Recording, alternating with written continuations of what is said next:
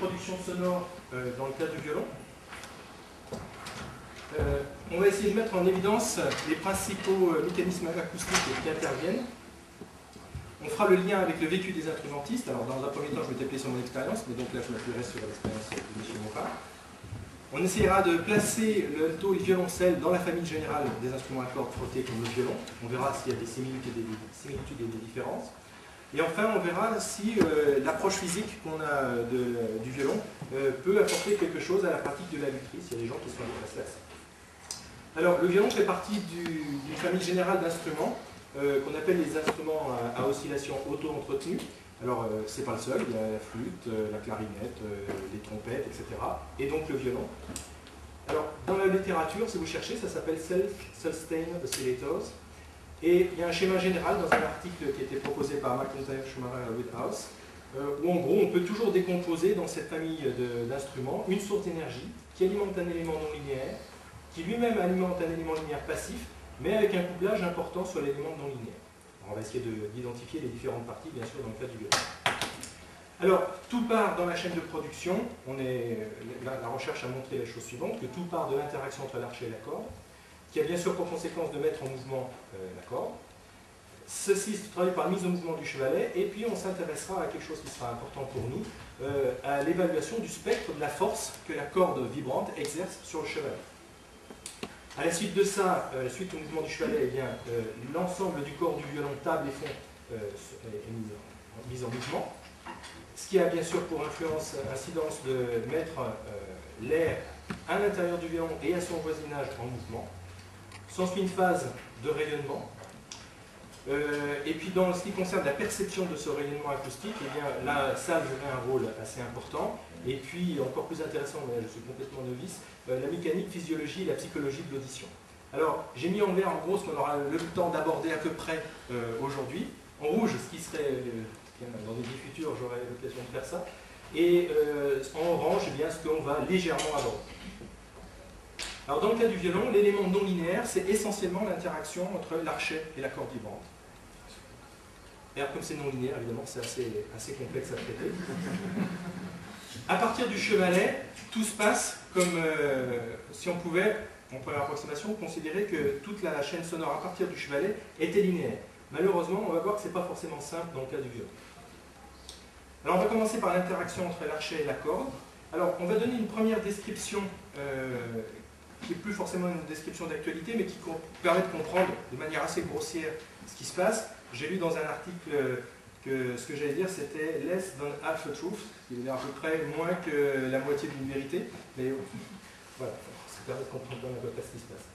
Donc tout part des lois de Coulomb du glissement que je vais très rapidement rappeler. Si on a deux corps solides S1 et S2 en contact, si on s'intéresse à la réaction que S2 exerce sur S1, la réaction R, elle se décompose en composante normale et composante tangentielle.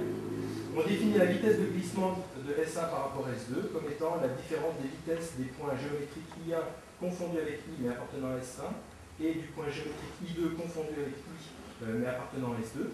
Donc on définit cette chose comme étant la vitesse de glissement de S1 par rapport à S2. Alors pourquoi c'est besoin de tout ça? C'est parce que les lois de Coulomb stipulent les choses suivantes. S'il n'y a pas de glissement, c'est-à-dire que la vitesse de glissement est nulle, eh bien la composante tangentielle est inférieure ou égale à un coefficient de frottement statique fois la composante normale. Et s'il y a glissement, ce qui se traduit par la vitesse de glissement non nulle, eh bien on a une égalité cette fois, une inégalité. La composante tangentielle de la force est égale à un coefficient UD, différent de μs, fois la composante normale. Ce produit scalaire traduit simplement que la composante tangentielle et la vitesse de glissement sont dirigées dans des sens opposés. Et, chose importante, on reviendra là-dessus un peu plus loin, le coefficient de frottement dynamique est plus petit que le coefficient de frottement statique. Alors on va essayer de comprendre ce qui se passe en tant que mouvement de la corde avec une description un petit peu heuristique, qui ne correspond pas du tout à la réalité, qui est la suivante. Alors, je vais me donner déjà des notations. Voici ici en rouge, on voit que ça fait pas en rouge, la corde au repos de longueur L qui est alignée le long de l'axe OX. On va supposer que l'archet frotte la corde perpendiculairement à la corde avec une vitesse constante, notre VA, en un point d'abscisse fixa compté à partir du chevalet. Et les déplacements transversaux de la corde seront comptés le long de l'axe Y, puisque OZ est orthogonal à ce plan de figure. Voilà une vue de dessus. Alors, on va s'intéresser pour le moment uniquement au point situé de la corde située exactement sous l'archet, et on va le considérer comme une masse ponctuelle qui serait soumise à trois forces. Les deux composantes que je vais appeler FTA et FNA, c'est-à-dire la composante tangentielle de la force de frottement de l'archet sur la corde, et la composante normale que j'appelle FNA.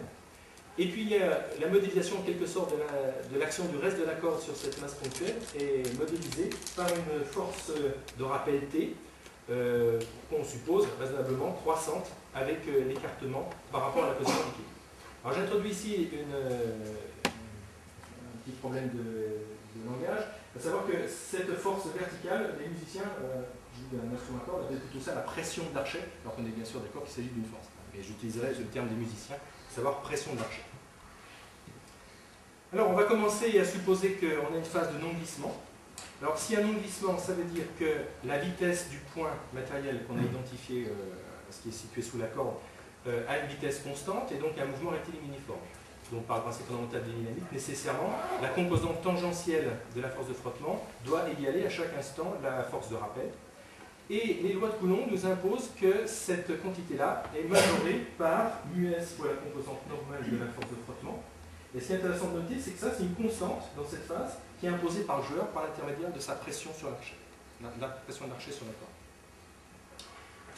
Alors, tant que le point n'est pas trop écarté, eh bien, T peut raisonnablement rester plus petit que cette constante, ce qui fait que le non-glissement est possible. Mais il arrive forcément, alors c'est ce qu'on appelle le régime fixe, mais il arrive forcément un moment où l'écartement étant trop important, eh bien, cette tension, cette force de rappel va devenir supérieure à cette constante.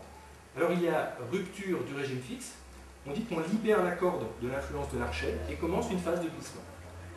Alors derrière cette phase de glissement, pendant la phase de glissement, par les lois de Coulomb, on sait que la composante tangentielle, cette fois exactement égale à μd fois la composante normale, commence alors une oscillation de la corde en sens inverse du mouvement de l'archet. Alors, tout est essentiellement joué par, dans le terme de mouvement par le terme T qui est un terme variable avec l'écartement, puisque ça, en gros, ça ne fait que déplacer la position d'équilibre, puisque c'est un terme constant. Dans la mesure où on va pouvoir considérer des mouvements de petite amplitude, eh bien, si on linéarise la force de rappel, eh bien, on aura une sorte d'oscillateur harmonique, donc avec un mouvement sinusoïdal. Donc c'est ce qu'on appelle le régime glisse, et ça c'est valable tant que la vitesse de la corde n'a pas rattrapé la vitesse de l'archet. Et ça arrive là aussi forcément un jour ou l'autre. Donc il y a à nouveau rupture du régime, cette fois du régime glisse, à nouveau une capture de la corde par l'archet, et recommence une phase de non-glissement.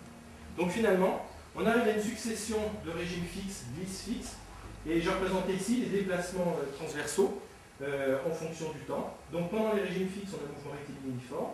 Voilà. Alors là, je ne me souviens plus exactement ce que j'ai pris, mais j'ai dû tout simplement prendre une force proportionnelle à l'écartement, ce qui fait qu'on a un embranchement, un raccord sinusoïdal à ces portions-là.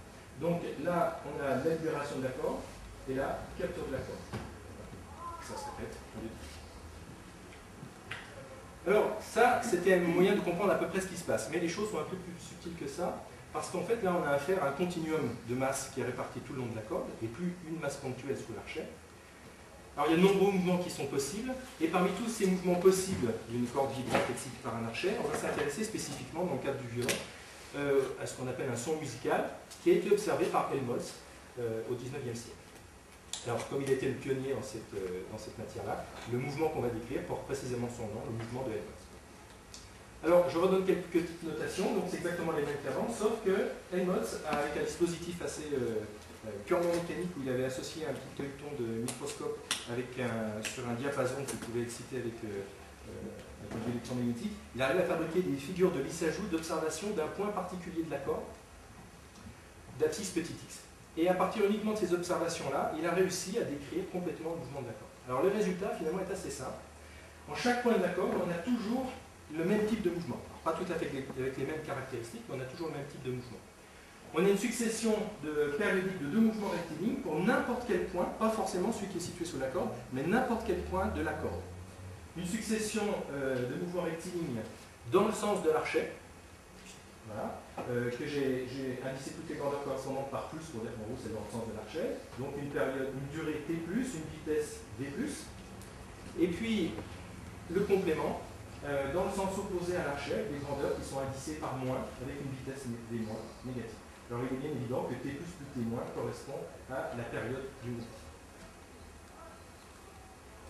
Alors, Helmholtz, à partir de ces observations-là, il a pu déduire de ce qui se passait individuellement pour chacun des points sous la corde, le mouvement général pour la corde entière. Alors le résultat est encore, là aussi, remarquablement simple. En fait, on peut considérer qu'à chaque instant, la corde est en fait constituée de deux segments rectilignes qui sont reliés par une discontinuité de pente qu'on appellera le point. Alors, voilà la figure correspondante. À un instant donné, la corde, elle peut très bien avoir cette tête-là, le point se trouve à cet endroit-là. L'archet étant toujours ici, hein. Là, la position de repos. Alors, pour décrire exactement ce qui se passe, il est intéressant d'introduire grand H, qui est la projection du point le long de la position en repos. Alors, à l'extrémité ici, je ne l'ai peut-être pas dit, c'est ce qu'on appelle le sillet, enfin, c'est ce qui arrête la corde, hein. C'est le sillet quand on joue une corde à vide, ou c'est le doigt de l'instrumentiste. Alors, le mouvement du point, il se décrit là aussi très simplement. En fait, le point H effectue des allers-retours entre les deux extrémités, entre le chevalet et le sillet ou le doigt, avec une vitesse constante, qui est précisément égale à la célérité des ondes transversales le long de la corde vibrante habituelle, donc une célérité en racine de la tension sur la masse numérique. Alors ça, c'est le mouvement du projeté H, et puis le point lui-même, on fait quelques petits calculs, mais ça se fait assez facilement. Le point se déplace lui-même le long de deux arcs de parabole, qui passent bien sûr par les extrémités des cordes, et l'écart maximal au milieu, eh bien, dans ce petit modèle, est entièrement déterminé par la position de l'archet par rapport au chevalet et la vitesse transversale de l'archet. Alors, je vous ai fait une petite simulation Maple qui permet de visualiser ce mouvement-là. Voilà. Donc, en bleu, on a les deux arcs de parabole le long duquel le point se déplace. Voilà. Et ça tourne comme ça. Alors, vous imaginez par exemple que l'archet se trouve là, et donc l'archet a un mouvement rectiligne uniforme, donc cette droite-là. Et le point qui est par exemple situé sur l'archet, je vais le capturer là, voilà, il se déplace avec l'archet, et là il a glissé en sens inverse. Je vais peut-être un petit peu plus loin. Et si on prend un point quelconque, là, il y a quelque chose qui va pas se clignote, ça ne fait pas exactement comme ça. Ouais, là c'est saccadé, je pense qu'il y a un problème avec la connexion. On ne voit pas tout à fait le retour ici, il manque un petit peu. Alors le mouvement de Helmholtz, alors ce qui est important, c'est que dans ce modèle-là, finalement, la période du mouvement est entièrement déterminée lorsqu'on connaît la longueur totale de la corde et puis la célérité du point entre les deux extrémités, puisque donc, la période, c'est le temps que met le point à parcourir un aller-retour le long de la corde, donc 2L sur C. Donc la fréquence qu'on va entendre est entièrement déterminée par la célérité des ondes et la longueur de la corde, C sur 2. Alors, j'ai représenté également, on en aura besoin plus tard pour comparer à des oscillogrammes, le profil des vitesses. Alors, on a une transition très brutale entre la vitesse V plus positive qu'on avait indiqué tout à l'heure et la vitesse V moins pendant le temps témoin. Ici, j'ai représenté ce qui se passe en un point d'observation tel que x égale à 1/5 de la longueur totale de la corde. Et puis, il y a une petite remarque géométrique intéressante, c'est que comme le mouvement global de la corde est nul sur une période, et bien forcément, l'air qui se trouve ici, qui représente le déplacement dans un sens, doit être égal à l'air qui se trouve là-dedans. Alors, on peut interpréter ce mouvement de Helmholtz, et ça nous sera utile pour la suite, en particulier pour considérer tout ce qui se passe en termes d'harmonique. Bon, alors on part de l'équation habituelle de la corde vibrante classique. On s'impose des conditions limites, à savoir que la corde, alors on en discutera un petit peu plus loin, est fixée à ses deux extrémités. On sait que les solutions peuvent se décomposer sur une base de solutions qui prennent en compte par le terme spatial ici, npx sur L, le fait que c'est nul en 0 et forcément en grand L, et puis c'est une dépendance temporelle. Et donc ces solutions sont toutes des solutions de fréquence f indice n proportionnelles au coefficient entier n à la fréquence du fondamental. Alors ça c'est une première chose importante, c'est qu'on a une relation harmonique entre les différentes fréquences, les différents modes possibles de cette corde vibrante. Alors après les calculs, on peut montrer que le mouvement de Helmholtz, ce point qui se déplace le long des deux paraboles, s'écrit sous cette forme-là, finalement qui n'est pas très compliquée, on connaît les deux termes de base ici.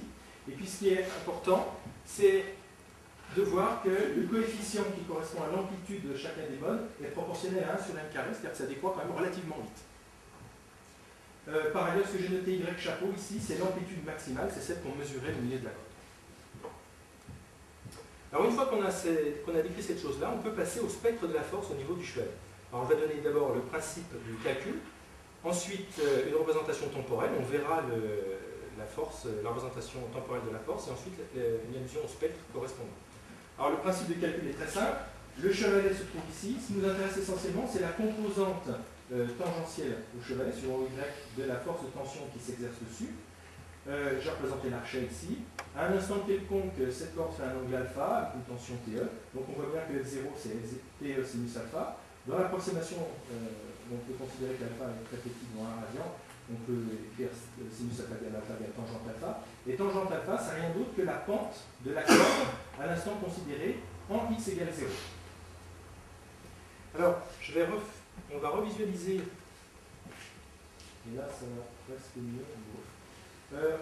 Voilà, on va essayer de suivre par la pensée l'évolution de la pente de la corde en x égale 0. Et on voit que ça croît linéairement pour retomber brutalement à la pente opposée qu'elle avait atteinte à la fin de ce mouvement croissant. Ce qui nous laisse donc penser qu'on aura une force qui va croître linéairement et retomber à sa valeur opposée minimale. Alors, l'allure du correspondant, c'est effectivement ce qu'on a là. Ce qui nous donne un spectre avec une forme en dents de scie. Alors, pour montrer que je n'ai pas triché, j'ai effectivement utilisé avec Maple la décomposition sur la base que je vous ai donnée tout à l'heure, mais comme j'avais qu'un temps limité pour calculer ma somme de série Fourier, eh bien, je n'ai pas pu prendre suffisamment de termes, il reste des petites oscillations là, qui sont caractéristiques du fait qu'on n'a pas pris suffisamment d'oscillations pour faire que ça soit qu'on ait un raccord. Alors, ce qui est intéressant, c'est de regarder ce qui se passe pour l'amplitude de la force au niveau du chevalet.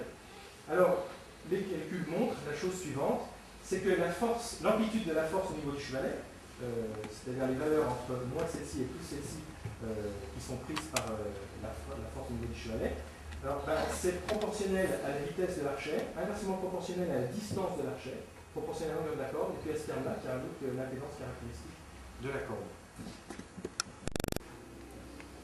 Alors on verra tout à l'heure pourquoi ce n'est pas forcément ce qu'il y a de plus simple comme solution. Là, on peut aussi également utiliser la solution suivante, c'est augmenter, eh bien, par exemple, la longueur de la corde et augmenter la tension. Alors j'ai mis en petite note que c'est ce qui se passait historiquement au XIXe siècle. Les instruments dont on parle beaucoup, Anarius, Stradivarius, etc., sont tous des instruments qui ont été fabriqués avant, quelques-uns au début du XVIIIe siècle, mais qui ont été utilisés au début du XIXe siècle pour jouer dans des salles de concert de plus en plus grandes, avec des publics de plus en plus importants, et il fallait donc avoir un volume sonore plus important. Donc tous ces instruments, en général, étaient modifiés en allongeant le manche, c'est-à-dire qu'ils ont été repris, on leur a donné un manche plus long, de manière à augmenter la longueur de la corde, et en inclinant aussi de manière plus importante le renversement du manche. Avant, c'était beaucoup plus plat. Si vous regardez un violon baroque, par exemple, c'est beaucoup plus plat que sur un violon moderne. Ça permet en fait d'augmenter la tension qui se trouve ici. Et puis, on a changé de type de corde, ça peut augmenter également le terme en masse linéaire qui se trouve ici. Voilà. Donc, je vous demande confirmation spécialiste si effectivement tout ce que je viens de dire est conforme à l'expérience des instrumentistes, si je n'ai pas dit de bêtises. Sauf peut-être, Marc, parce que pour jouer plus fort, je vais le montrer, la vitesse ne suffit pas. Oui, on peut compenser. Si on n'a pas le droit d'allonger par rapport au style ou par rapport à l'instant présent, dans ce cas-là, on change, mais on va le montrer, on change comme ce que nous appelons, tout ce que tu as résumé, nous l'appelons, je ne savais pas si c'est avant, on l'appelle tout simplement le point de contact. Et je vais vous l'expliquer comment, d'une manière empirique, nous, dans notre imaginaire, on apprend au fil des années à gérer ce point de contact. Voilà. Alors, parce qu'effectivement, il y a une difficulté, c'est que si on augmente la vitesse de l'archet, certes on joue plus fort, mais on modifie d'autres choses. Oui, voilà. Donc c'est pour ça que le musicien, il faut qu'il s'adapte avec ses oreilles. Alors, conclusion sur cette partie-là, quelque chose d'assez surprenant et qui est finalement assez intéressant, c'est que bien que le spectre, l'amplitude des harmoniques pour le mouvement de la corde soit 1 sur n carré, la force qui est exercée sur le chevalet est en 1 sur n, c'est-à-dire qu'on a quand même une assez grande richesse harmonique. Voilà, ça va être la fin de la première partie.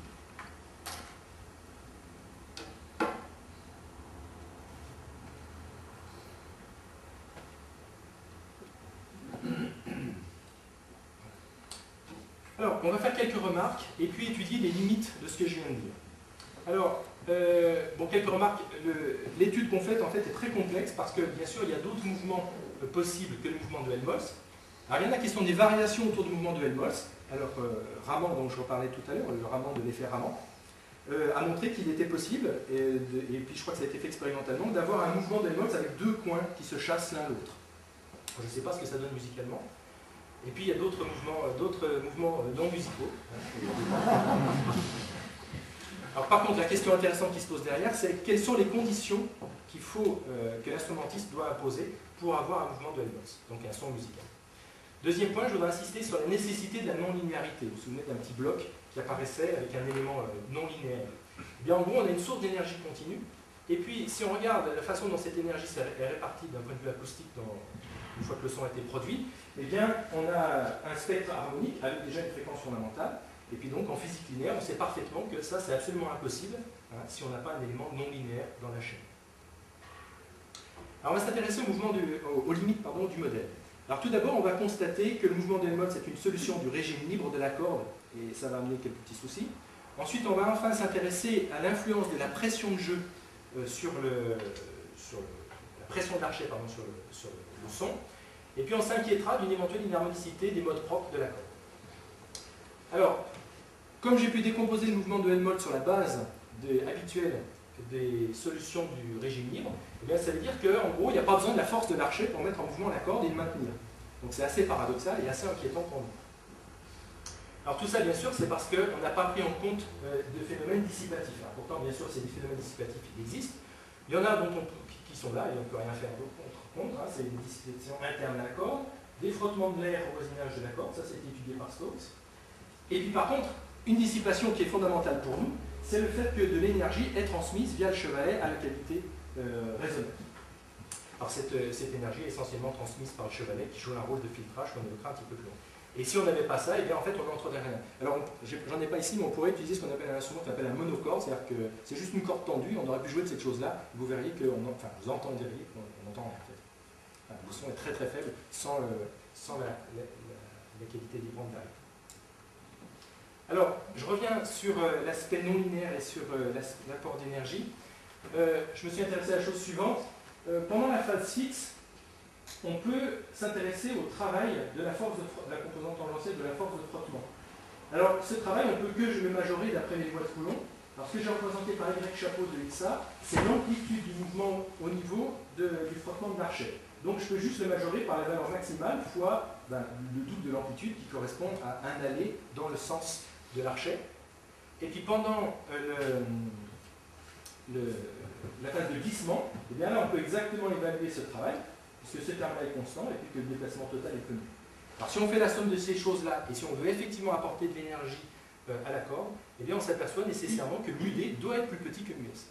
Donc on peut raisonnablement penser, c'est que μs, si μd était plus grand que μs, finalement on n'a pas d'instrument à corde frotté. La chose. Alors, revenons sur la force que l'archet exerce sur la corde.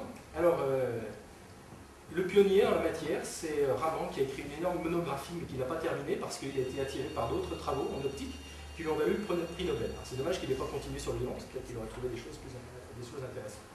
Alors, sa démarche, c'était, il a bien vu qu'il y avait un problème parce qu'on ne prenait pas en compte la force qu'exerçait l'archet sur la corde. Donc il s'est dit, je vais prendre le mouvement donné, puisqu'il est observé comme ça, je le prends comme étant une donnée du problème. Je vais rajouter des termes de dissipation. Alors il a fait quelque chose de très simple au départ, en rajoutant simplement une résistance mécanique, c'est un terme de dissipation qui est indépendant de la fréquence, et qui modélise toutes les dissipations qu'on a évoquées. Alors c'est sans doute une modélisation un peu brutale, mais ça donne quand même des résultats intéressants. Et puis, il a comme nous utilisé le modèle simple des lois de Coulomb à deux paramètres. Et son idée, c'est comme il connaissait le mouvement, c'est en gros le principe fondamental dynamique, mais utilisé en sens inverse, il remonte à la force connaissant le mouvement.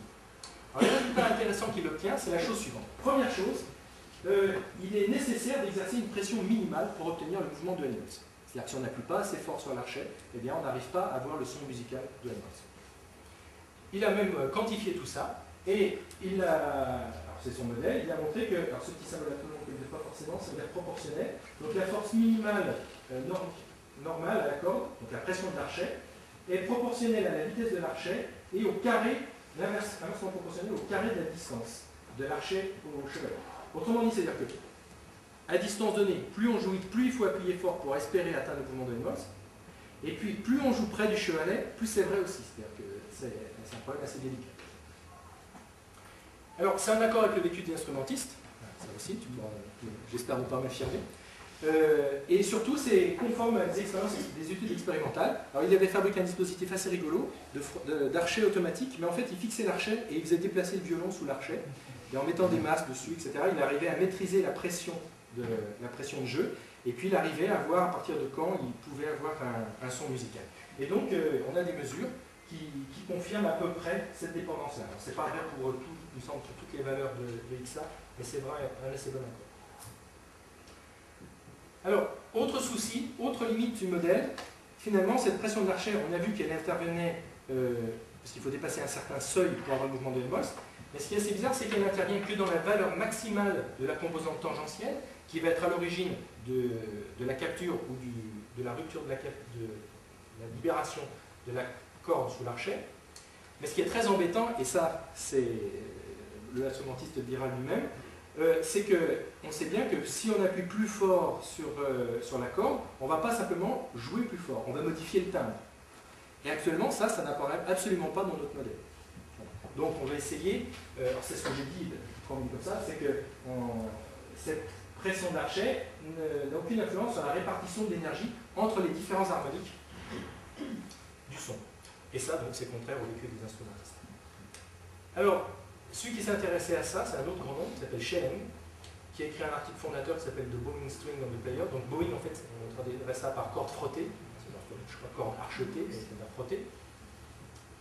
Et lui, il est arrivé à la conclusion suivante qu'il y a une pression maximale à ne pas dépasser, qui est elle proportionnelle à la vitesse de l'archet et inversement proportionnelle à la distance de l'archet au chevalet. Alors il a proposé un schéma, alors je vais bientôt avoir besoin de toi, où il donne dans un schéma log-log, pour une vitesse donnée d'archet, la pression minimale et la pression maximale de jeu. Alors comment on en échelle logarithmique, à VR donné, on aura une courbe en gros en moins log de xa, et puis l'autre pour la pression minimale c'est en 1 sur xa carré, donc en moins 2 log de xa. Donc ça nous donne le schéma de Schelling, qui a cette tête-là. Alors je vais avoir besoin de toi, que tu puisses prendre un violon, pour nous interpréter, nous faire entendre les différents sons possibles qui se trouvent là-dessus. Alors voilà la pression maximale et la pression minimale, et il faut que l'instrumentiste se débrouille pour être entre ces deux choses-là. Et vous voyez qu'il y a quelque chose qui est très embêtant pour l'instrumentiste débutant, c'est que plus on se rapproche du chevalet, plus l'écart qu'on a, ce qui est autorisé comme pression entre la valeur minimale et la valeur maximale est petit. D'accord ? Ce qui fait que les instrumentistes chevronnés, comme mon ami, vont pouvoir jouer très près du chevalet avec un timbre très expressif et très brillant, alors que les débutants vont plutôt se cantonner loin du chevalet. Alors tu peux peut-être nous jouer un son normal, et puis te rapprocher du chevalet pour entendre un son brillant, puis après on parlera du ponticello et du D'accord, donc le chevalet, la touche, en fait nos couleurs, puisque nous pensons en couleurs, nos nuances se situent donc, parce que c'est le schéma-là, entre ces deux distances. Donc le confort, il est au milieu, naturellement, avec une vitesse et un poids très raisonnables.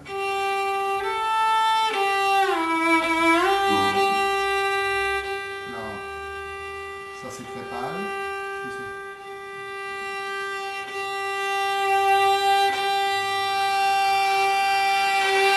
Je fais jusque la rupture. Ouais. Alors cette rupture, elle fait partie de la musique aussi. Hein.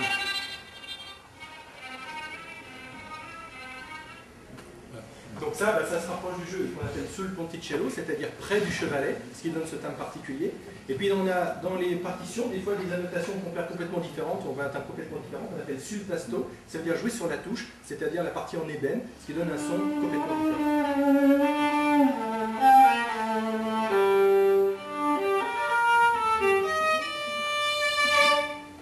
Voilà. Merci. Jusqu'à présent, ça va. Alors j'insiste bien sur cette chose-là, que plus on se rapproche du chevalet pour jouer brillant, en quelque sorte, plus c'est difficile en termes de contrôle de l'archet. Alors ici on a des enregistrements de Schelling. Alors ça c'est sur une corde sur laquelle on ne pourra absolument pas jouer, mais c'est une corde très souple qu'il a montée sur un instrument, et puis avec un dispositif expérimental, il a réussi à mesurer le profil de vitesse. Alors on a finalement quelque chose qui est assez rassurant parce que ça représente quand même, ça ressemble pas mal à ce qu'on a vu dans de petits modèles théoriques avec une succession de 2 vitesses avec un profil rectangulaire. Alors ici on doit jouer assez proche du chevalet sans doute puisque cette partie-là est très, très profonde. Alors si on passe à une corde réelle, il se passe quand même quelque chose un petit peu différent. Alors si on joue à peine au-dessus de la pression minimale de jeu, on s'aperçoit qu'on n'a plus le profil rectangulaire, mais finalement on a quelque chose d'assez arrondi ici. Et puis quand on joue à une pression plus importante, alors c'est toujours arrondi mais un petit peu plus aiguisé que ce qui se passait. Et puis un autre phénomène, c'est que vous voyez que dans ces parties-là, où finalement c'est le régime fixe, c'est-à-dire que la corde devait être à la même vitesse que l'archet, on va avoir une vitesse constante, et bien on voit que manifestement c'est pas le cas. Alors on va essayer de tirer ça au clair. Alors, bon, la première chose donc c'est que on a bien vu la différence entre la corde infiniment, enfin très très souple, et puis cette corde, une vraie corde qui présente une vraie raideur, et bien ça pour bien sous tendance à arrondir les angles du profil rectangulaire. Alors ça se traduit malheureusement par un appauvrissement des harmoniques. Quand on arrondit les coins, eh bien, on perd des harmoniques élevées.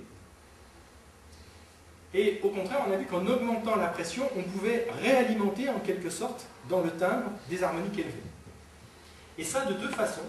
D'une part, par ce que j'appelle l'aiguisage des angles du profil rectangulaire, on regagne dans cette partie-là, et puis par l'augmentation des petites oscillations à haute fréquence qui apparaissent en particulier là où la vitesse était supposée être constante. Alors, quelle est l'origine de ces petites oscillations? Eh bien, c'est en fait dû au fait que la corde a un diamètre fini, et puis qu'on l'excite par sa surface latérale, et ce qui excite des ondes de torsion qui ont été étudiées et puis mesurées. Alors, je ne me lance pas trop là-dedans, mais voilà. Ça permet d'expliquer cette chose-là.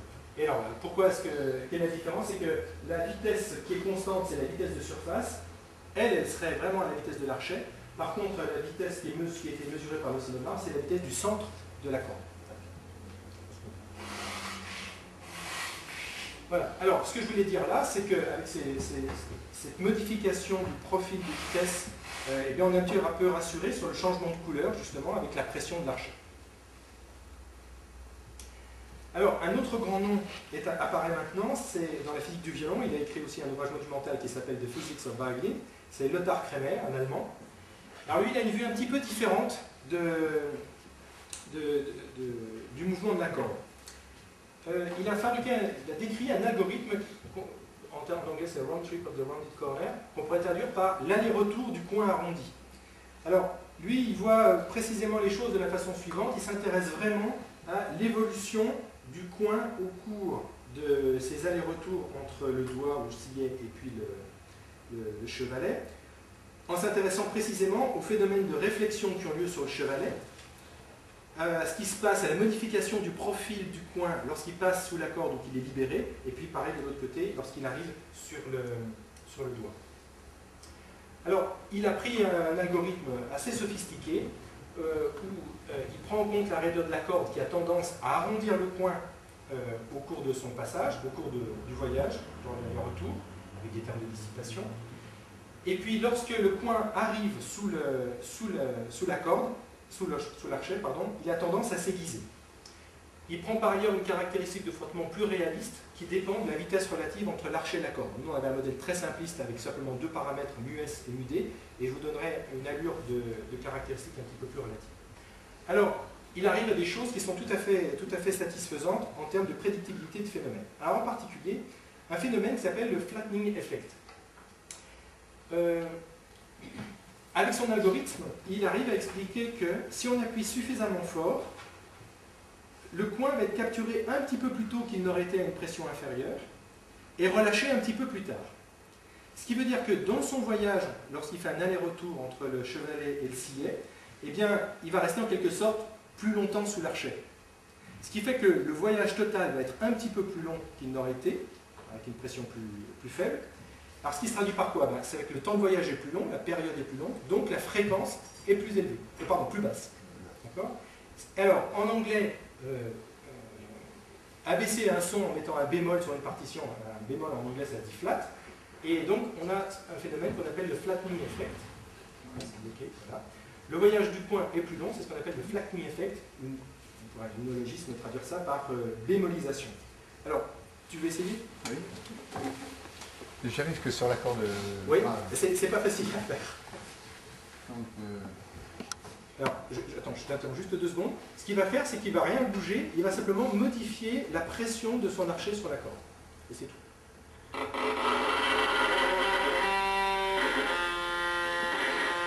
ah, c'était pas mal. Ah ouais, c'était bien. Mais là, tu as fait encore plus fort que ce que je voulais. Il faut choisir la place. Quoi. Voilà.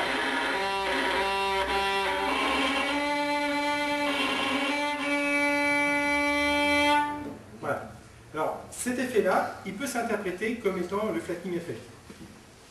C'est fou ce qu'il faut s'appliquer pour faire ça. Alors évidemment, musicalement, on peut discuter. Et quand même, je me permets de revenir sur la même chose, parce que tout ce que tu as décrit jusqu'à présent, pour nous, avec nos petits élèves, on leur explique quand même une question de vitesse. Si on n'a pas la bonne vitesse, à cet endroit-là, je ne vais pas changer d'endroit, je reste là, le son est bien, il est bon. Si j'appuie, il ne faut pas grand-chose, vous voyez, le changement de vitesse. Mais par contre, la même pression, la même vitesse, ici, c'est acceptable. Par contre, si j'appuie pas, oui, voilà. C'est bien ça, Marc. Hein. Tout ce que tu as expliqué, c'est là. Oui, oui. Mais j'aurais une remarque à faire à ce sujet. Alors, l'illustration sonore a été faite. Et puis, on peut faire encore mieux que ça. Ça marche là.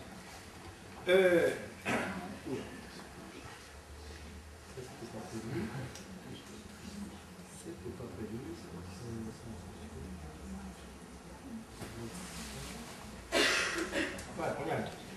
Alors, ici, on a réussi à descendre un petit peu, à peu près d'un demi-ton, hein, la note. Hein, on dit par exemple sol, fa dièse, sol, on a entendu à peu près ça. Alors ça peut s'interpréter par le flattening effect. Et puis j'avais fait des petits calculs d'ordre de grandeur pour voir que ça ne pouvait pas venir, par exemple, d'une augmentation excessive de la longueur de la corde avec l'amplitude ou ce genre de choses. En termes d'ordre de grandeur, ça ne peut pas expliquer, mais ce que fait Kremer, ça permet d'expliquer. Mais il y a quelqu'un qui est allé encore plus loin, c'est cette japonaise qui s'appelle Mari Kimura. Et elle arrive à générer des sons qui sont alors là, franchement encore plus bas que ça, c'est-à-dire une tierce, une quinte, voire une octave au-dessous du son normal. Alors Kremer peut interpréter ça en disant que lui, il a une vue, je vous ai expliqué tout à l'heure, avec ce point qui se balade. Et si on appuie suffisamment fort, on peut espérer que le point, lorsqu'il arrive sur l'archet, en gros, l'impulsion qui arrive sur cette chose-là n'est pas suffisante pour provoquer, par exemple, la libération de la corde.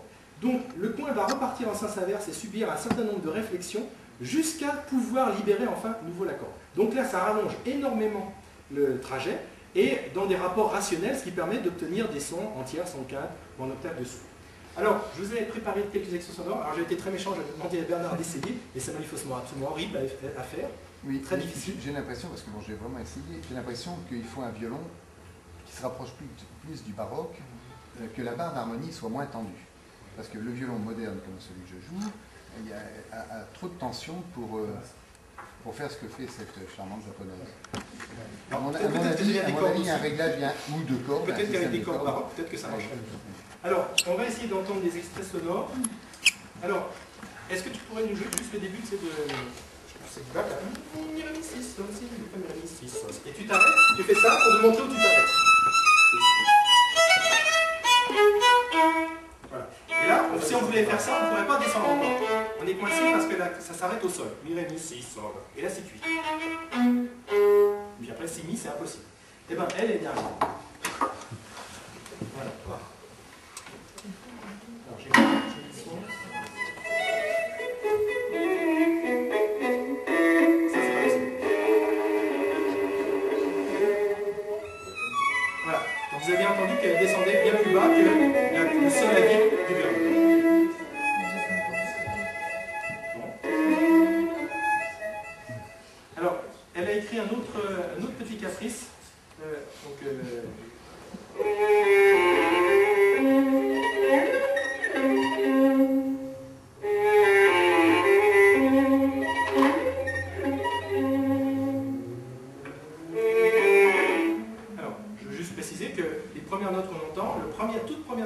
C'est un La bémol qui est la note juste au-dessus de l'accord David de Sol. Ça s'appelle La, Sol, Fa, Mi, Fa, Sol. Et donc on peut jouer le La et le Sol. Et après on peut... Et donc je vais le remettre pour qu'on entende bien ces deux notes-là et ce qui suit.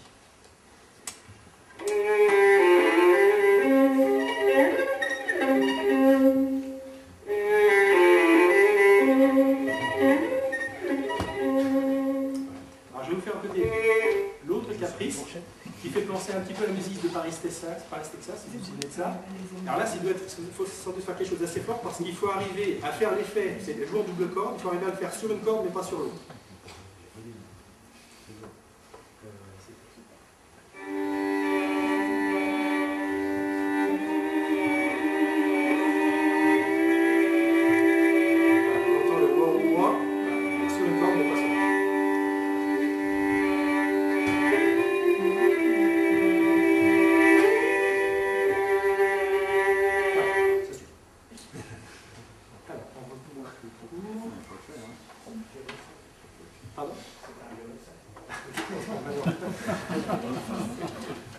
Voilà. Alors, si vous voulez avoir des informations, vous cherchez Marie Kibra, et puis il y a plein de choses. Et puis ça, c'est des choses, des extraits sonores qu'on trouve sur Internet.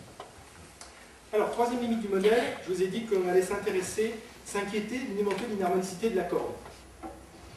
Alors en fait, si on s'intéresse à une corde qui présente une raideur, eh bien les calculs montrent que les fréquences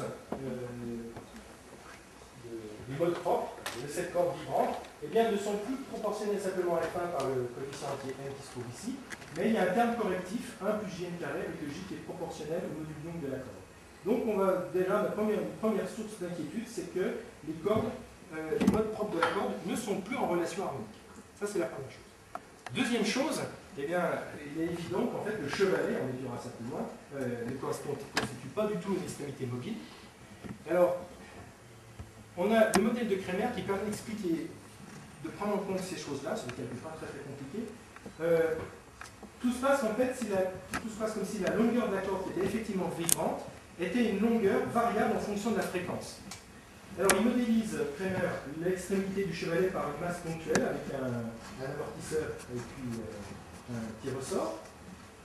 À une fréquence donnée, on a cette configuration-là, et la longueur effective, eh bien, c'est la longueur totale qu'on aurait ici, en prolongeant virtuellement, éventuellement, cette corde avec ce point fixe-là. Et puis, éventuellement, ça peut être plus court, ça dépend si la fréquence propre de cette chose-là est plus grande ou plus petite que la fréquence du mode auquel on s'intéresse. Donc ça, c'est aussi embêtant parce que suivant la fréquence à laquelle on joue, la longueur qui elle-même fixerait la fréquence à laquelle on doit jouer, eh bien, c'est plus harmonique. Alors, donc ça, c'est la grosse inquiétude. Il n'y a aucune raison, finalement, pour que les modes propres d'une corde vibrante comme ça, excitée par Marchais, soient en relation harmonique. Donc la question qui se pose, c'est comment est-ce qu'on arrive quand même, puisqu'on arrive bien à jouer de la musique là-dessus, comment est-ce qu'on arrive à fabriquer un mouvement périodique à partir de ces modes? Alors la réponse vient du concept de mode blocking qui vient de Fletcher, alors qui a écrit un ouvrage que je vous présenterai tout à l'heure. Alors là, ça commence à devenir un petit peu technique, c'est surtout un article mathématique, qui nous montre que la chose suivante.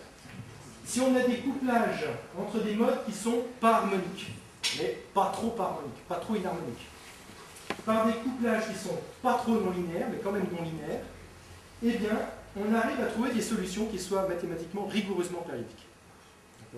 Alors ça, je vous laisserai faire votre opinion. Vous avez le site internet ici, que je pourrais donner sur toutes les informations. J'ai récupéré le papier original qui est publié dans une revue qui explique tout ça. C'est très mathématique, mais ça a l'air de marcher. Et l'idée, c'est que finalement, la fréquence fondamentale qu'on entend est obtenue par un compromis entre les dix. Alors ça, c'est pas mal ici. Finalement, on arrive à avoir une répartition harmonique et la fréquence fondamentale, c'est une sorte de compromis entre les différents modes qui sont répartis de manière inharmonique.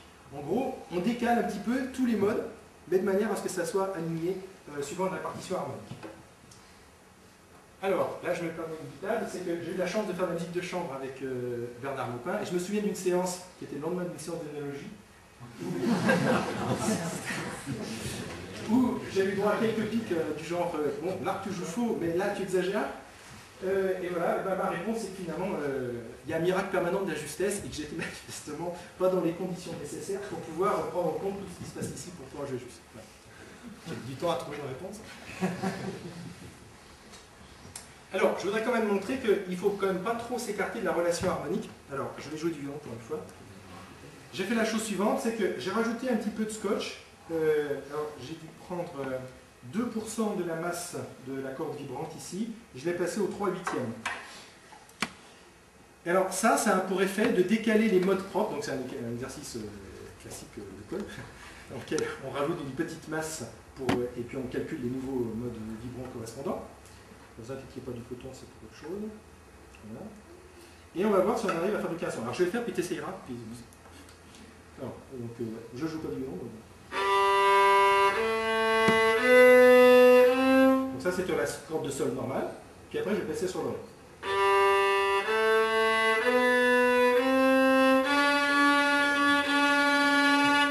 J'essaye de m'appliquer, mais j'arrive pas à prendre le son parce qu'il y a trop de conflit en quelque sorte entre les différents modes qui sont présents dans l'accord.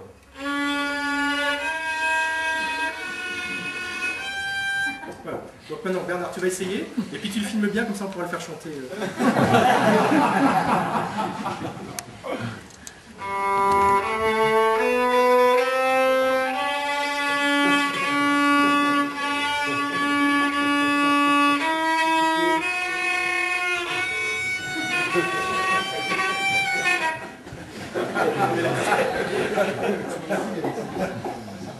Ben non, il n'y en a pas.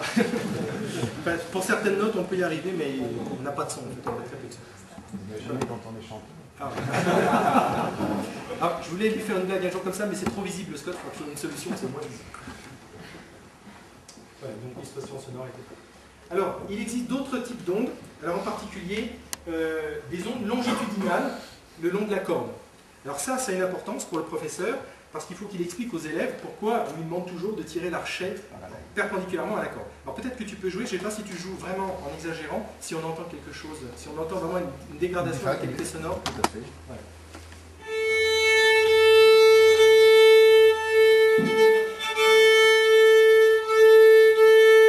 Oui,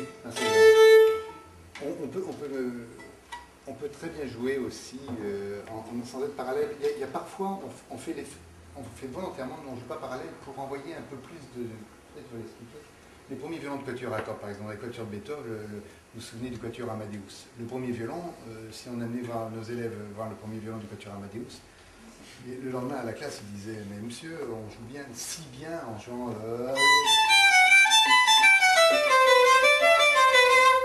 Bon, parce que le fait de jouer assis, le premier violon de quatuor est joué assis, il a cette jambe qui gêne.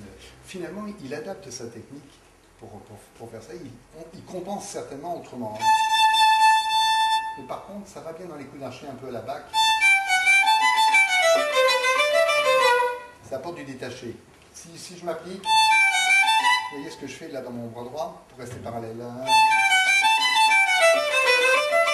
Je suis obligé de faire tout un système de poignées pour rester bien, pour bien enchaîner.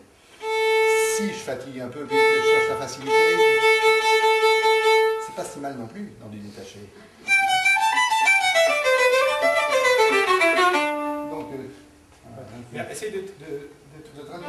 Voilà, faire un angle constant, on n'arrive pas à prendre le son. Voilà. Alors, j'ai une illustration un petit peu plus brutale de ça, c'est quand l'instrumentiste nettoie la colophane sur sa corde, on peut exciter très simplement les ondes longitudinales. Alors, personne encore, à mon avis de connaissance, a écrit de musique contemporaine en utilisant ce principe-là, mais ça ne doit pas tarder. Petite remarque.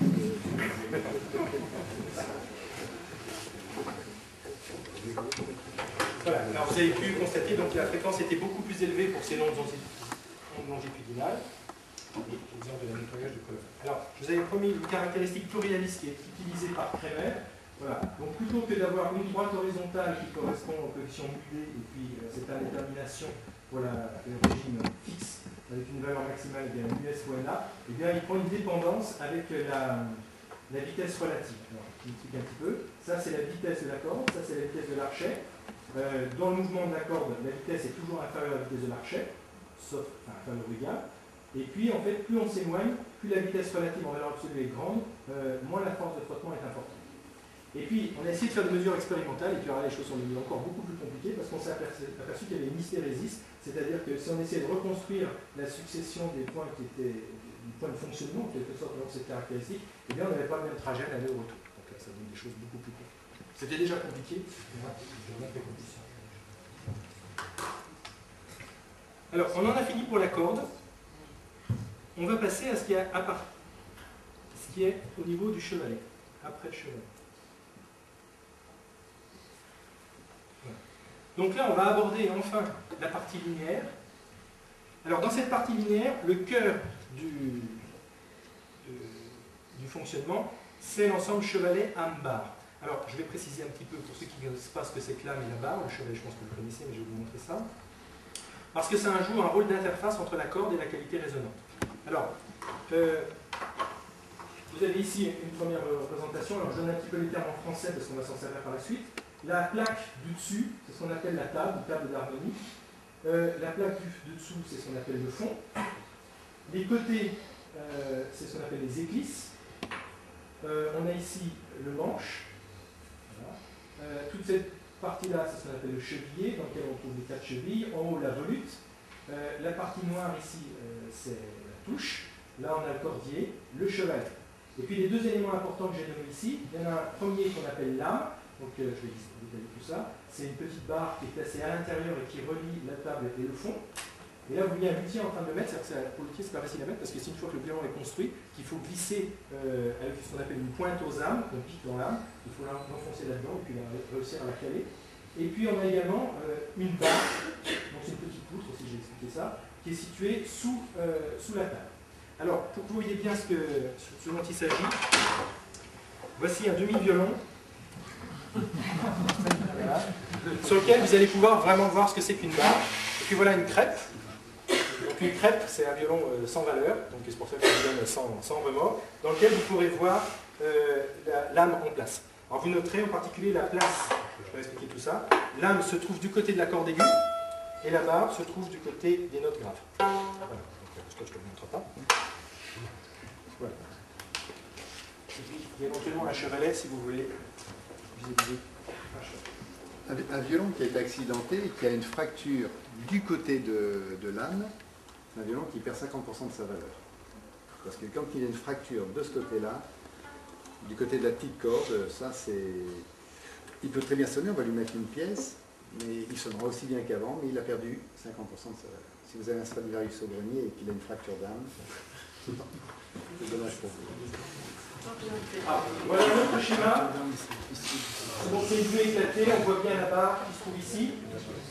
Là on a une coupe, on a la barre sous un des pieds du chevalet, l'âme qui a l'air d'être sous l'autre pied du chevalet, mais on va voir un petit peu plus précisément ce qui se passe. Alors qu'est-ce que c'est que le chevalet? Ah oui, j'ai oublié de dire quand même les bois qui sont utilisés. Voilà. Alors il y a trois parties en quelque sorte qui sont faites en général d'épicéa. C'est la table d'harmonie, l'âme et la barre. Et puis toutes les autres pièces en bois, alors, sauf la touche ici qui est faite dans un bois très dur l'ébène, c'est en général fait en érable. Alors, le chevalet lui-même est fait en épicéa, non, en érable aussi, pardon. Ici, on a le début de l'âme et ici, on a la barre. Et sur le côté, on a une vue de dessus.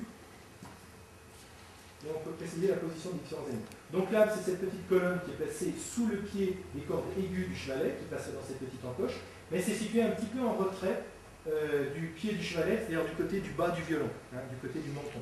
Et puis la barre qui passe globalement, ici on voit sa trace, sous le pied droit du chevalet. Voilà, qui est fixé du côté des bras. Alors l'intérêt de cette barre, c'est qu'en particulier, elle solidarise une grande partie de la table. Donc ça va vibrer d'une seule partie, sachant que ça va vibrer d'autant plus facilement que, ah oui j'ai oublié de le dire malheureusement, que ces ouvertures, alors qu'on appelle les ouïes, hein, eh bien permettent bon, je conseille pas, moi je peux le faire, je ne conseille pas de trop le faire si vous appuyez trop fort, c'est qu'on peut tester justement la différence de raideur des deux côtés, suivant qu'on est du côté de l'âme ou du côté de la barre. Mais ça permet cette barre, libérée par les ouïes, d'avoir une assez grande surface vibrante en phase en quelque sorte. Alors il y a une nécessité statique sur laquelle je ne vais peut-être pas m'attarder. La somme les valeurs des tensions des cordes dans un violon moderne, voilà, c'est dans des ordres de grandeur, à peu près 50 newtons et puis un petit peu plus pour la corde de mi. Ce qui fait que si on prend la composante verticale, celle qui s'exerce donc perpendiculairement à la table, on trouve quelque chose de l'ordre d'une centaine de newtons, c'est-à-dire une dizaine de kilogrammes. Je passe là-dessus. C'est pour ça qu'en particulier on a un profil arqué, et puis l'âme et la barre, ça permet de supporter ces efforts statiques. Alors ce qui nous intéresse, c'est surtout l'aspect dynamique. Alors on va revenir au grand penseur de la chose, c'est Holmes, qui affirmait la chose suivante. Pour lui, le fonctionnement du violon, c'était la chose suivante. L'âme joue le rôle d'un pivot fixe pour le chevalet. Le chevalet lui-même était assimilé à un solide indéformable, ce qui fait que seulement l'autre pied pouvait être mobile, et c'était ce seul autre pied qui mettait en mouvement la table suite à l'excitation par les cordes. Alors, ça suppose de comprendre le mécanisme de conversion entre le mouvement transversal de la corde et le mouvement vertical qui se trouve ici. Avec ce schéma, c'est finalement assez clair. On voit que si ce point-là est fixe, que ça c'est mobile, et bien la force transversale qu'on va exercer ici, on va l'évaluer en calculant le moment de cette force ici, ça permet de mettre en mouvement verticalement le pied qui se trouve. Voilà. Donc ça c'est un point de vue fixe d'après moi. Alors, il est intéressant donc de calculer le moment de la force au pied du chevalet, donc qui est près de l'âme. Pour calculer ces moments, on va être obligé de calculer en quelque sorte les bras de levier. Et on sait bien qu'il y a deux choses qui interviennent dans le calcul du bras de levier. C'est la distance de la corde au point où on calcule le moment, donc ici au pied du chevalet, et également la direction de la force. Alors dans le cas du violon, ce qu'il faut bien comprendre, c'est que la géométrie du chevalet impose quasiment la direction de vibration de la corde. On va bien le voir sur le schéma suivant. Alors, pour les deux cordes intermédiaires, là on a très peu de latitude, parce que dès qu'on s'écarte, on va toucher une autre corde. Alors, sauf des fois c'est volontaire, dans un jeu à double corde, mais des fois c'est pas forcément vrai.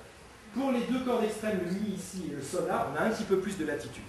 Alors on constate la chose suivante, lorsqu'on va des cordes aiguës aux cordes graves, que la distance du point d'application de la force au pied, eh bien, elle est croissante des cordes aiguës aux cordes graves, et d'autre part que la géométrie impose une force qui est de plus en plus orthogonale à cette direction-là, c'est-à-dire un moment d'autant plus efficace. D'accord ? Alors, j'ai pris des valeurs numériques sur un chevalet de violon, et en gros, on trouve des proportions à force égale exercées ici. Voilà. Alors, tout le monde, il faut bien que vous voyez que la corde est libre comme ça, transversalement comme ça.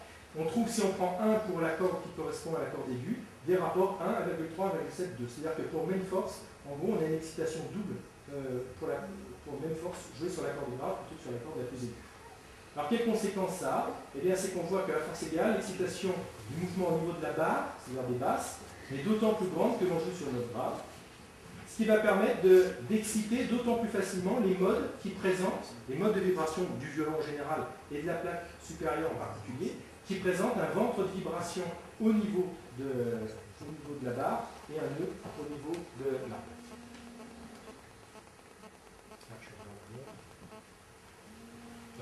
Alors, autre expérience, je vais avoir besoin de toi, mais là c'est un violon modifié.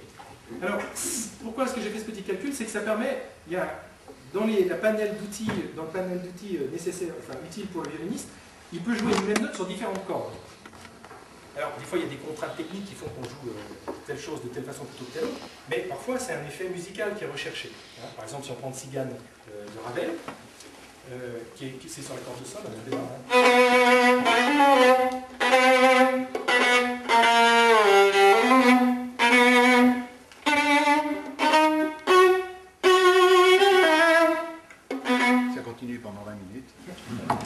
donc on cherche, il y a des notes qu'il a jouées ici qu'il aurait pu jouer ailleurs que sur la corde de sol. Ah non, pas celle-là. Pardon. Je suis dans le grave du violon. Ah, tu t'es jamais monté au-dessus du ré là? Ah, pas dans l'exemple. Pas dans l'exemple.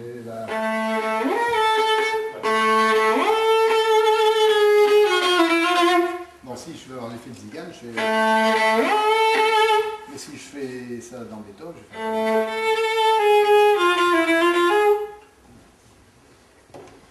Ce qui fait aussi le choix d'une version discographique d'une note, d'un violoniste sur un autre, c'est que tout est...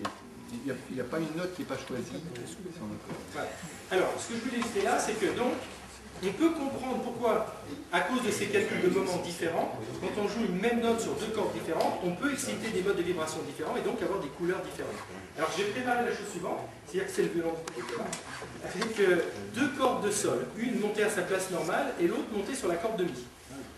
Alors, je vais te faire jouer, tu peux rejouer la partie aiguë par exemple de Zigane là-dessus, et bien sûr je vais amortir l'autre corde parce que sinon elle trouve. Donc il faut que tu joues sur cette corde de sol, puis après tu rejoues sur la corde de sol normale, puis après tu inverses en mettant le ton de côté. Alors, moi quand j'avais essayé, ça avait été assez peu convaincant, j'espère que ça sera...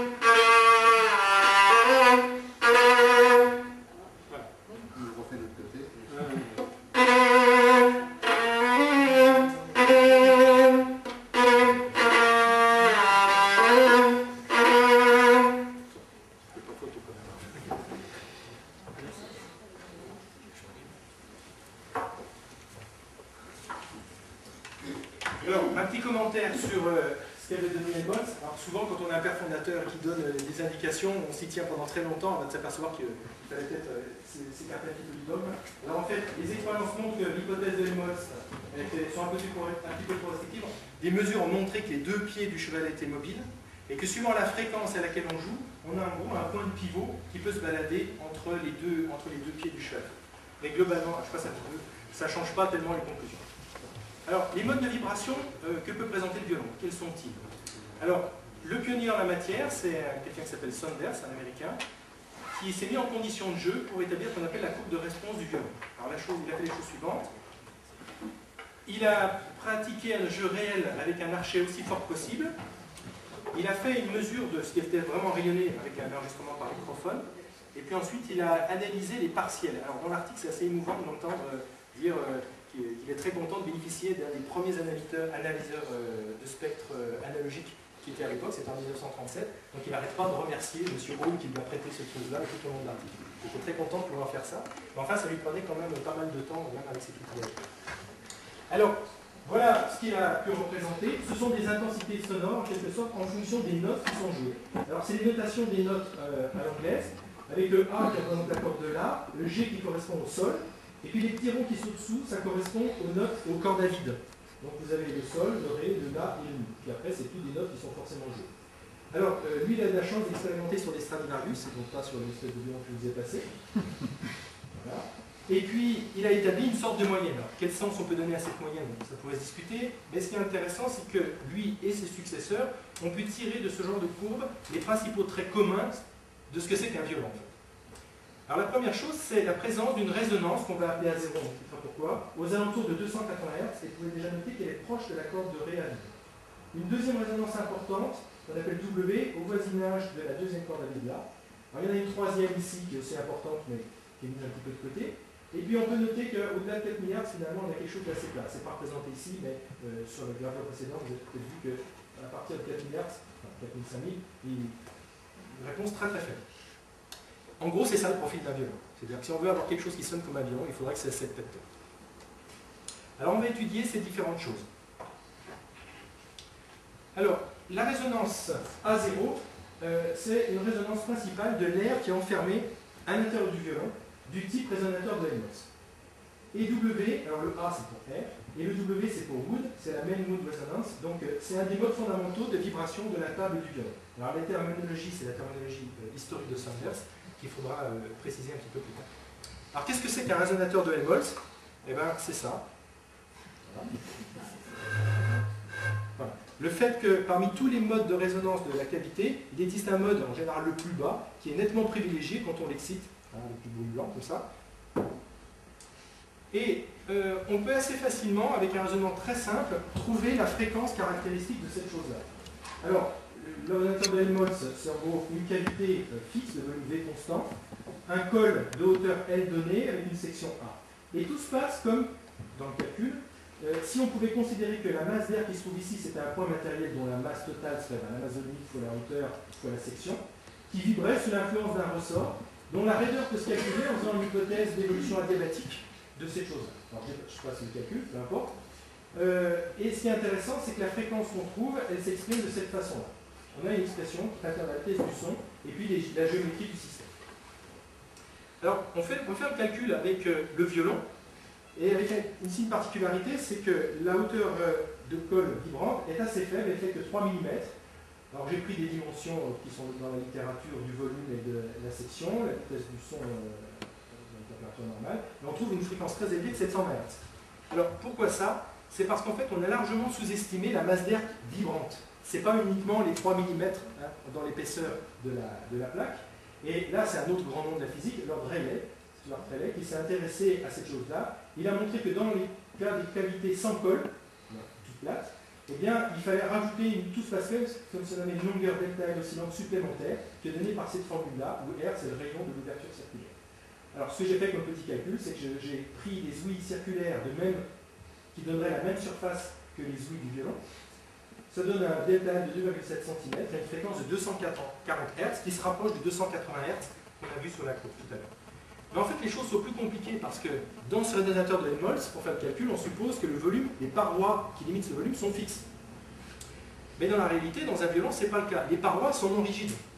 Elles sont assez raides, mais elles sont quand même non rigides. Alors ça, ça amollit le système, et en gros, forcément, ça abaisse la fréquence de résonance correspondante. Mais par contre, quand on remet l'âme et qu'on remonte les cordes et la barre, on a tendance à re-raidir le système. Donc ça a tendance à réélever la fréquence de résonance. Alors, Caroline Malevchins, quelqu'un dont on va reparler un petit peu plus loin, a fait des mesures sur des violons. Avec un violon sans âme ni corde, elle trouve une fréquence de 227 Hz. Lorsqu'elle monte l'âme, mais pas les cordes, eh bien, on a un des premiers remontées de fréquence qui était prévisible. Quand on rajoute les cordes, on monte à 290 Hz. Et puis elle a comparé ce qui se passait avec une boîte rigide de même dimension, où elle trouve 350 Hz. Donc on a bien la confirmation que les parois non rigides abaissent la fréquence de résonance. Alors, une détermination expérimentale, alors, il faut avoir l'oreille un peu musicienne, puis sans doute pas mal exercée, mais le luthier est capable de faire ça, c'est de souffler dans un violon. Voilà. On peut essayer d'exciter ça. Alors, c'est pas très convaincant, mais si on a l'habitude, et puis qu'on a un peu l'oreille musicale et l'oreille absolue, on arrive à déterminer, alors il faut tout étouffer si possible, et puis au bout d'un certain temps, on arrive à se persuader que le son qu'on entend a une échelle de hauteur bien donnée. Mais les luthiers savent faire ça très bien. Puis il faut être presque flûtiste pour pouvoir exciter ce mode-là. C'est facile. Mais la détermination expérimentale est faisable. Alors, avant de te laisser partir et que tu nous joues quelque chose, je vais profiter de ta dernière présence pour regarder l'influence des ouïes sur le jeu du violon. Alors, je vais boucher les ouïes avec du micropore, donc quelque chose de très léger, donc il ne va pas tellement apporter de problème de masse supplémentaire à ce qui vibre. Et puis au fur et à mesure que tu joueras, je vais les ouvrir et on va voir en quelque sorte l'éclaircissement du son. Bon, ça c'est le violon de notre collègue Pierre. On va pas le dire.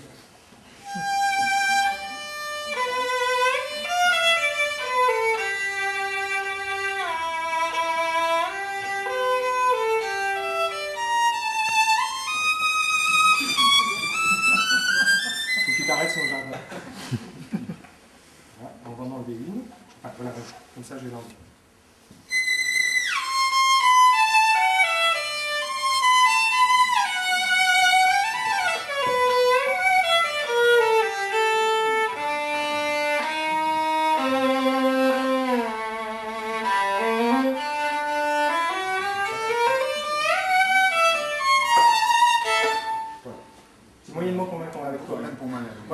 C'est ce que je craignais parce que lui, il est sans doute capable de penser. Je pense que c'est sûr que ça. Moi, ça serait plus convaincant. Alors, comme M. Maupin va nous quitter, il nous a fait la gentillesse de préparer un petit morceau de violon.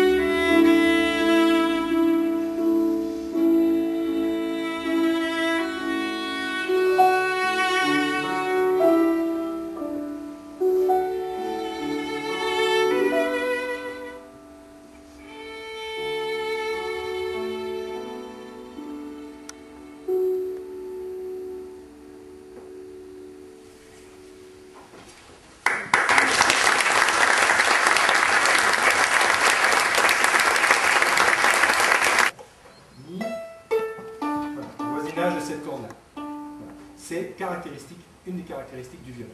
Mémorisez ça parce que quand on va discuter de l'alto et du violoncelle, ça sera un petit peu différent. Deuxième résonance importante, la méno de résonance, qui est identifiée principalement un mode de résonance de la table.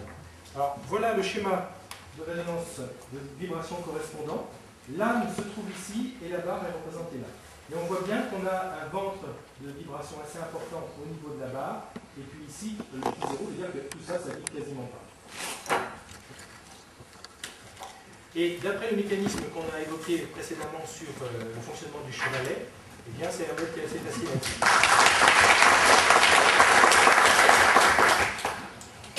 Alors, ce qu'il faut mémoriser, par contre, c'est que cette fois, cette résonance est située près de la deuxième corde, la deuxième corde à vide, la corde de là. La première corde, donc là, W, ici, et puis le A0 ici. Alors, ce qui est important aussi, c'est que comme c'est une corde au-dessus, c'est que c'est situé une quinte au-dessus de A0. Donc, une quinte en ordre de fréquence, c'est une fréquence 1,5 fois plus grande. Alors, quelle est l'influence de tout ça dans le son du violon? Eh bien, Benaid, qui est un autre très grand nom de l'acoustique musicale en particulier, essaye d'expliquer ça dans un ouvrage de vulgarisation avec la courbe suivante. Il dit c'est important ces choses-là, ces deux pics de résonance A0 et W, en particulier en basse fréquence, parce que sans ça, le son du violon serait très très haut. Mais ce qu'on constate, c'est que si on prend toutes les notes les plus graves écartées d'un ton, ici sol, la, si, do, dièse, ré, dièse, on s'aperçoit que soit le fondamental, soit le premier harmonique, soit le deuxième harmonique éventuellement, tombe globalement sous une partie importante de la résonance. Donc c'est ça qui permet d'avoir un volume sonore finalement assez important dans le jeu grave du violon. Alors on va passer assez rapidement sur les autres modes. Ce qui est assez compliqué pour les décrire, c'est qu'en général, il n'y a pas, dans la description des modes, une seule partie qui vibre toute seule, les autres ne vibrent pas. Il y a un couplage permanent entre tout ça, entre la table, le fond et puis l'air. Alors pour les désigner, il y a quand même un élément en général qui vibre plus que les autres, et on utilise la lettre A quand c'est l'air, T quand c'est la table, et C quand c'est le corps du violon en entier qui vibre. Alors A0 par exemple, la résonance fondamentale de l'air, on l'a déjà vu. A1, ça existe, qu'est-ce que c'est? C'est un mouvement d'aller-retour de l'air le long du violon, avec des ventres de pression aux extrémités, puis un nœud de pression au centre. Et puis donc là, on peut calculer assez facilement, numériquement, un ordre de grandeur de la fréquence correspondante, puisqu'on a forcément une demi-longueur d'onde ici. Et comme on peut mesurer la longueur du corps qui vibre, on trouve une fréquence de 480 Hz, et ce qui colle à peu près aux valeurs qu'on mesure effectivement.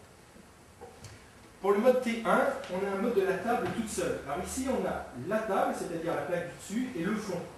Et dans le mode T1, on s'aperçoit qu'effectivement, c'est un mode dans lequel il n'y a que la table qui vibre et le fond ne vibre quasiment pas. On a très peu de lignes de représenter qui correspondent à des faibles vibrations. Les traits noirs plus appuyés correspondent aux lignes nodales, et on s'aperçoit que, alors, vu de dessus, l'âme se trouve ici, et on a précisément, aux alentours de 450 Hz, une ligne nodale qui passe près de l'âme, et la barre se trouve ici entre les deux lignes nodales. Donc on a un ventre important de vibration au niveau de la barre sur ce mode de vibration T1. Et puis on a un mode important, C3, c'était le troisième pic que je dis qu'il avait de l'importance, mais qui était à côté de A0 et W dans une diapositive précédente, se trouve aux alentours de 530 Hz. Et là, c'est et le corps, et la table, pardon, et le fond qui vibre, et ils vibrent dans le même sens. C'est-à-dire que là, le violon se comporte comme une espèce de poutre, d'accord, enfin une plaque épaisse, hein, et puis qui aurait différents modes de torsion, de vibration, etc., et qui vibre dans son ensemble. Mais là, quand au-dessus ça va vers le haut, et bien le dessous aussi, hein, c'est pas une expansion, c'est une poutre. Alors, intéressons-nous au cas de l'alto. Alors l'alto, c'est un instrument qui est un peu plus grand que le violon et qui est accordé une quinte au-dessous. Donc ça veut dire qu'en termes de fréquence, toutes les fréquences caractéristiques doivent être divisées par 1,5. Alors si on fait des mesures de A0 et W, on constate que la fréquence A0 est aux alentours de 230 Hz qui correspond à un si bémol, qui est situé entre la deuxième et la troisième corde. Le W à 350 Hz, c'est un Mi ou un Fa, entre la première et la deuxième corde, et puis on a la résonance A1 à 400 Hz. Et là, on s'aperçoit que l'alto est différent, puisque les valeurs qu'on aurait dû tabuler en divisant les fréquences A0 et W du violon sont de 185, 295 et 327 Hz. Donc c'est pour ça que l'alto, ça sonne comme un alto, ça ne sonne pas comme un violon. Les A0 et W ne sont pas placés pareil, mais on peut quand même constater qu'il y a comme un rapport de quinte pour les musiciens, hein, entre Mi et Si, et Mi, Fa et Si bémol, à peu près une quinte. C'est-à-dire que le rapport A0 sur W est encore conservé, enfin W sur A0. Passons au cas qui m'intéresse plus, moi, le violoncelle. Bah, dans le violoncelle, c'est accordé une octave et une quinte. Ah, c'est mon crin-crin qui est cassé. C'est un suicide raisonné. Alors, le violoncelle, c'est accordé une octave et une quinte plus bas que l'alto, c'est-à-dire les fréquences de la diviser par 3. Alors, quand on mesure, on trouve 125 Hz, 175 et 250 Hz pour A0WA1. Et là aussi, malheureusement, dans un premier temps, c'est différent de ce qu'on aurait pu avoir, que ce soit comme un violon. Là aussi, par contre, le rapport A0 sur W est conservé. Mais ce qui sauve un petit peu le violoncelle par rapport à l'alto, c'est qu'on a une relation tout à fait particulière d'octave entre la résonance A1 et A0, ce qui modifie encore le timbre et qui le valorise un petit peu. Et au violon, maintenant, il est là. Oui. Non, je peux mettre ça. Alors, revenons rapidement sur A0 et W. Alors, A0, ce n'est pas que la résonance de Helmholtz, on l'a déjà vu, en particulier parce que les parois étaient non rigides. Et en fait, il y a une forte présomption pour que ça soit couplé avec d'autres modes de vibration du corps du violon. De la même façon, W, je vous ai dit, c'est essentiellement le mode T1, mais ce n'est pas que ça, il y a sans doute des couplages avec A1 et C3. Et c'est là que se trouve la véritable complexité. Je vous ai dit, c'est linéaire, mais c'est quand même compliqué à cause de tous ces couplages. Donc le drame là-dedans, c'est qu'en gros, les modes qu'on pourrait éventuellement distinguer individuellement, ils perdent